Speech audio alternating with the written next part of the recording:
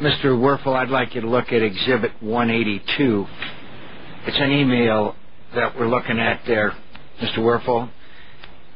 It's an email exchange between Mr. Abramoff and Mr. Van Horn. In it, Mr. Abramoff writes, John, please get me language ASAP, which includes the Alabama Coshada in the repeal of the anti-gaming provisions of the Reorganization Act. I believe we have come to terms with them, though through Neil Volz, you and I might be the only ones who will know about this on our side, unquote. It appears that Mr. Abramoff and Mr. Van Horn were preparing to help the Alabama Coshada get legalized gaming in Texas. Is that the way you read that? Yes, sir. What's your reaction to that? Another way for these thieves to extort money from us again. You know, they're supposed to be looking out for the best interests of the Coshada tribe, receiving payments from our tribe to oppose gaming in Texas. Now they're here trying to help another tribe or any game in Texas, which goes against any ethics that they should stand by. Mr. Abramoff wanted you to write a letter to the Louisiana congressional delegation in an attempt to derail this investigation, and also suggested that the tribe not cooperate with the committee investigation. Is that true? Very true, sir. What did he say to you? He said that we would write a letter to the congressional delegates of Louisiana to stop the committee's investigation because we had sovereign immunity and the First Amendment's rights.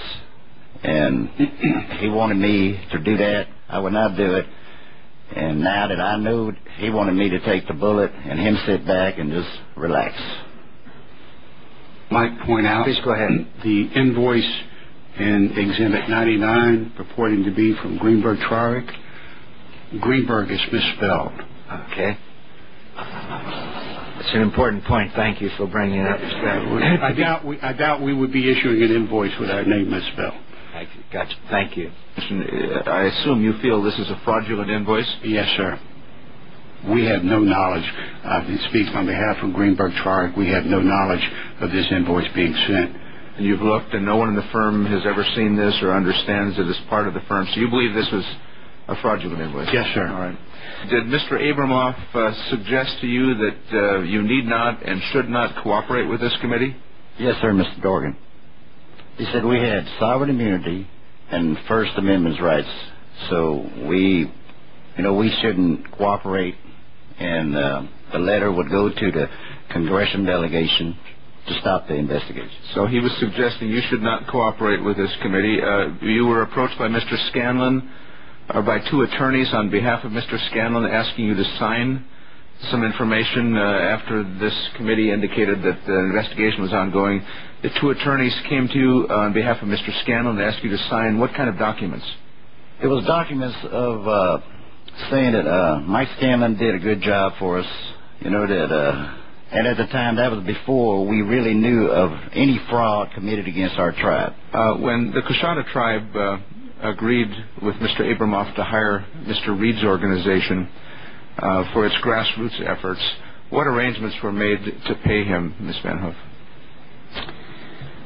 As I recall, Mr. Abramoff requested that a direct payment not be made from the Coshada tribe, who would be recognized as an Indian gaming tribe, to a conservative group associated with the Christian Coalition or other conservative groups, even though their interests were aligned in this instance, which were to oppose the expansion of gaming.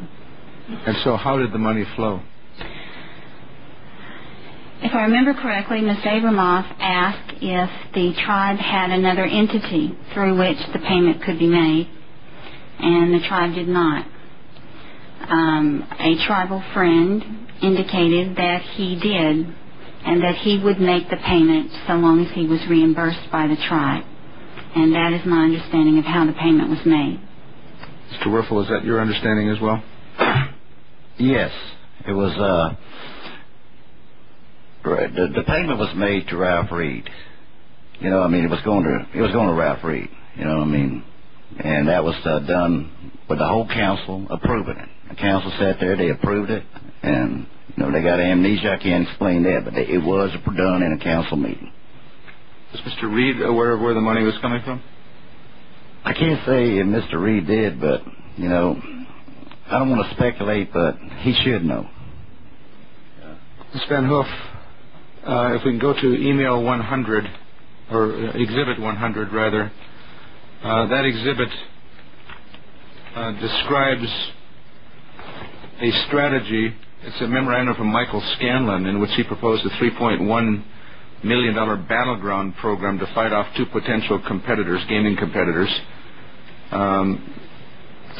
For $150,000, Mr. Scanlon in this one described how the program would mobilize individuals to unwittingly protect casino revenues of the Coshada.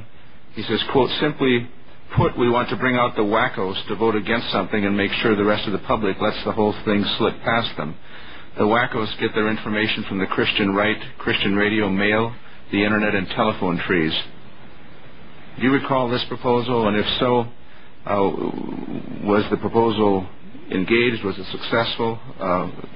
Who was he referring to as wackos? Do you have any knowledge of this? I recall that the council received this and many proposals from either Jack Abramoff or Mike Scanlon.